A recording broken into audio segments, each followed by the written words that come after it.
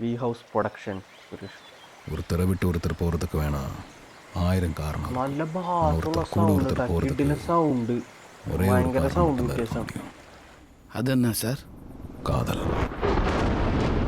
കാതൽ big screen. കിടില ലുക്കാണല്ലോ. ஒரு 4000 வருஷத்துக்கு முன்னாடி